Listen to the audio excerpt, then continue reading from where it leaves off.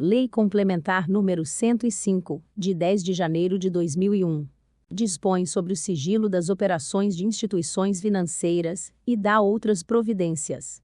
O Presidente da República faço saber que o Congresso Nacional decreta e eu sanciono a seguinte lei complementar.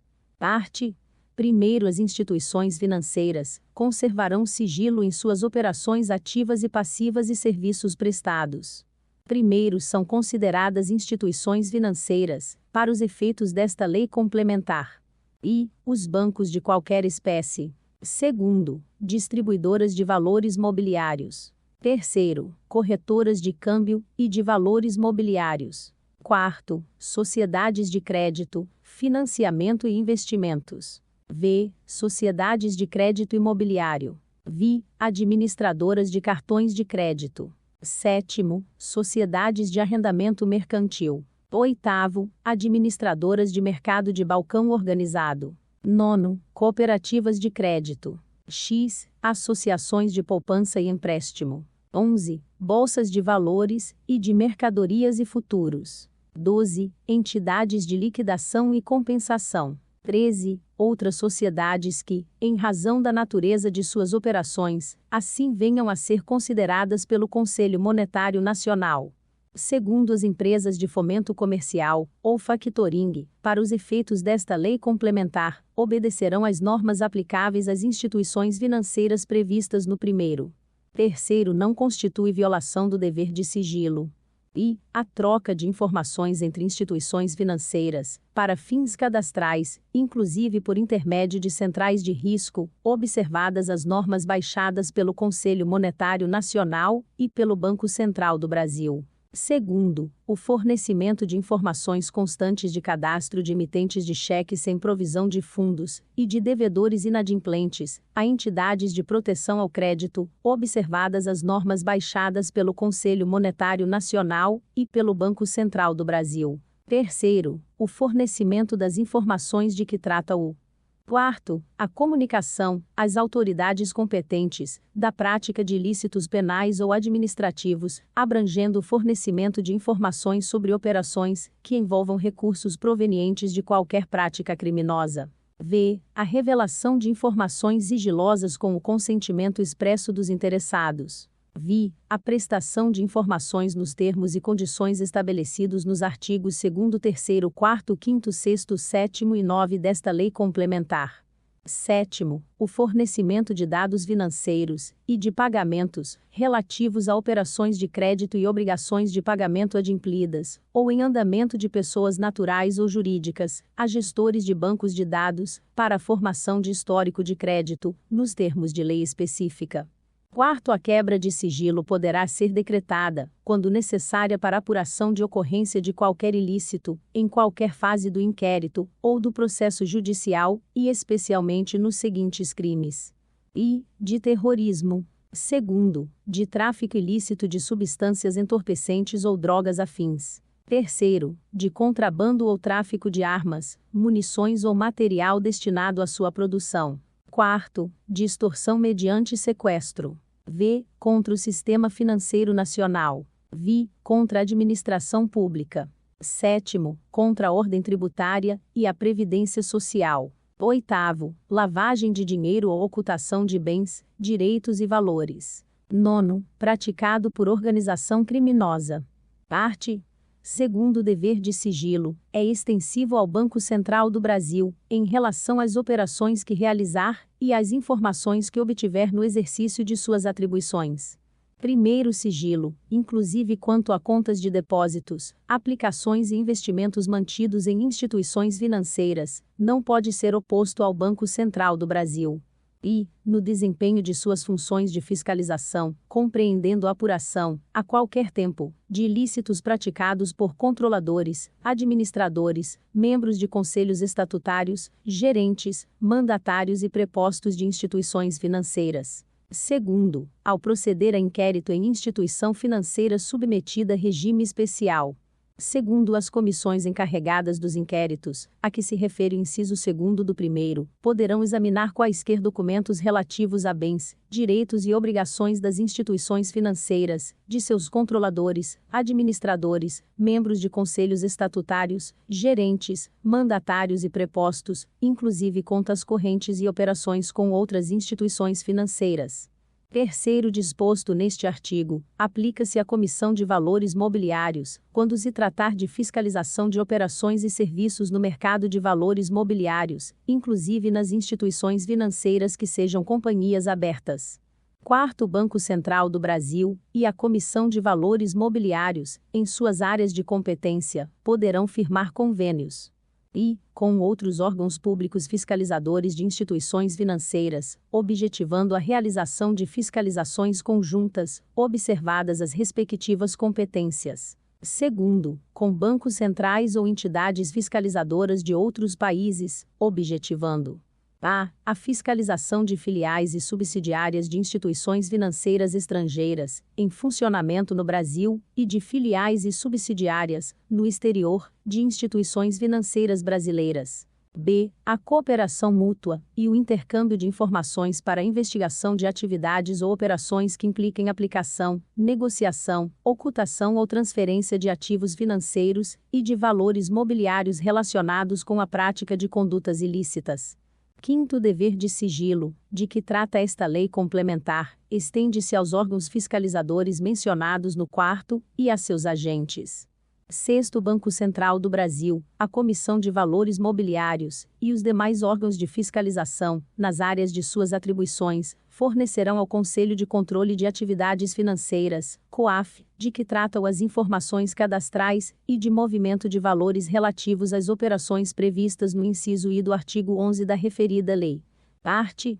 Terceiro, serão prestadas pelo Banco Central do Brasil, pela Comissão de Valores Mobiliários e pelas instituições financeiras, as informações ordenadas pelo Poder Judiciário, preservado seu caráter sigiloso mediante acesso restrito às partes, que delas não poderão servir-se para fins estranhos à lide. Primeiro, dependem de prévia autorização do Poder Judiciário a prestação de informações e o fornecimento de documentos sigilosos solicitados por comissão de inquérito administrativo destinada a apurar responsabilidade de servidor público por infração praticada no exercício de suas atribuições ou que tenha relação com as atribuições do cargo em que se encontre investido. Segundo, nas hipóteses do primeiro, o requerimento de quebra de sigilo independe da existência de processo judicial em curso. Terceiro, além dos casos previstos neste artigo, o Banco Central do Brasil e a Comissão de Valores Mobiliários fornecerão à Advocacia Geral da União as informações e os documentos necessários à defesa da União nas ações em que seja parte. Parte. Quarto, o Banco Central do Brasil e a Comissão de Valores Mobiliários, nas áreas de suas atribuições, e as instituições financeiras, fornecerão ao Poder Legislativo Federal as informações e os documentos sigilosos que, fundamentadamente, se fizerem necessários ao exercício de suas respectivas competências constitucionais e legais. Primeiro, as comissões parlamentares de inquérito, no exercício de sua competência constitucional e legal de ampla investigação, obterão as informações e documentos sigilosos de que necessitarem, diretamente das instituições financeiras, ou por intermédio do Banco Central do Brasil, ou da Comissão de Valores Mobiliários. Segundo, as solicitações de que trata este artigo, deverão ser previamente aprovadas pelo plenário da Câmara dos Deputados, do Senado Federal, ou do plenário de suas respectivas comissões parlamentares de inquérito. Parte. Quinto, o Poder Executivo disciplinará, inclusive quanto à periodicidade e aos limites de valor, os critérios segundo os quais as instituições financeiras informarão à administração tributária da União as operações financeiras efetuadas pelos usuários de seus serviços. Primeiro, consideram-se operações financeiras, para os efeitos deste artigo, e depósitos à vista e a prazo, inclusive em conta de poupança. Segundo, pagamentos efetuados em moeda corrente ou em cheques. Terceiro, emissão de ordens de crédito ou documentos assemelhados. Quarto, resgates em contas de depósitos à vista ou a prazo, inclusive de poupança. V. Contratos de mútuo. Vi. Descontos de duplicatas, notas promissórias e outros títulos de crédito. Sétimo, aquisições e vendas de títulos de renda fixa ou variável. Oitavo, aplicações em fundos de investimentos. Nono, aquisições de moeda estrangeira. X, conversões de moeda estrangeira em moeda nacional. 11, transferências de moeda e outros valores para o exterior. 12, operações com ouro, ativo financeiro. 13, operações com cartão de crédito. 14, operações de arrendamento mercantil, e 15, quaisquer outras operações de natureza semelhante, que venham a ser autorizadas pelo Banco Central do Brasil, Comissão de Valores Mobiliários ou outro órgão competente. Segundo as informações transferidas na forma do caput deste artigo, restringir-se-ão a informes relacionados com a identificação dos titulares das operações e os montantes globais mensalmente movimentados, vedada a inserção de qualquer elemento que permita identificar a sua origem ou a natureza dos gastos a partir deles efetuados.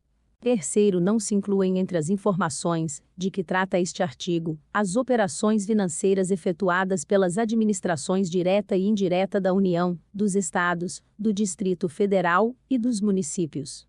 Quarto, recebidas as informações de que trata este artigo, se detectados indícios de falhas, incorreções ou omissões, ou de cometimento de ilícito fiscal, a autoridade interessada poderá requisitar as informações e os documentos de que necessitar, bem como realizar fiscalização ou auditoria para adequada apuração dos fatos.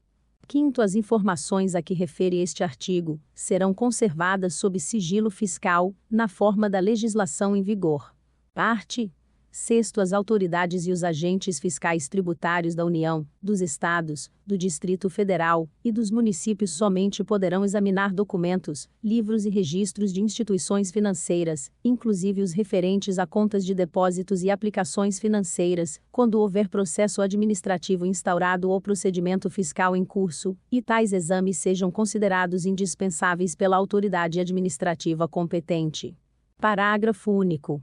O resultado dos exames, as informações e os documentos a que se refere este artigo serão conservados em sigilo, observada a legislação tributária.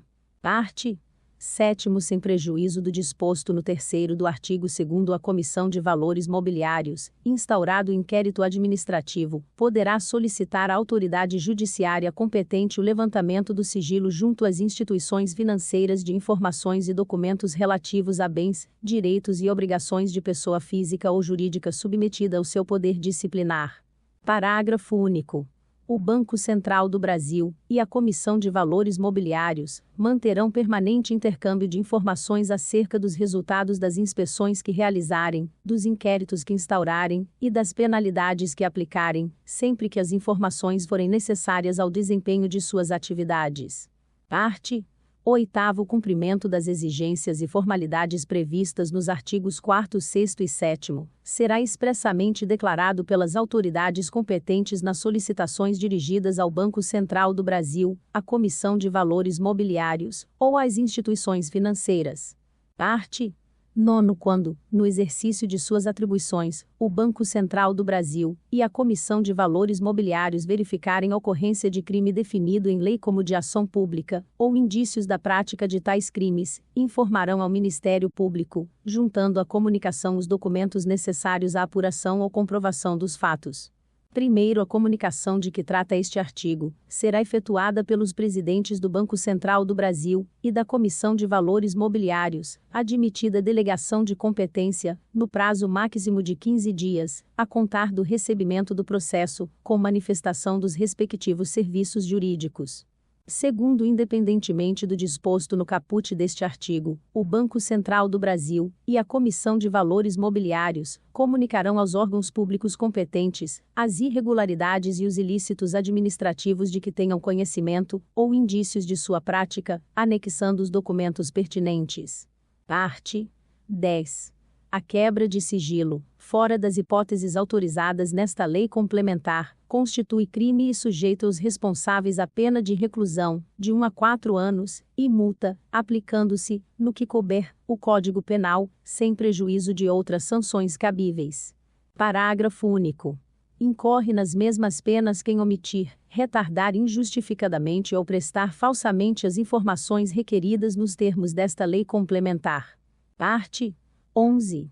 O servidor público que utilizar ou viabilizar a utilização de qualquer informação obtida em decorrência da quebra de sigilo, de que trata esta lei complementar, responde pessoal e diretamente pelos danos decorrentes, sem prejuízo da responsabilidade objetiva da entidade pública, quando comprovado que o servidor agiu de acordo com orientação oficial.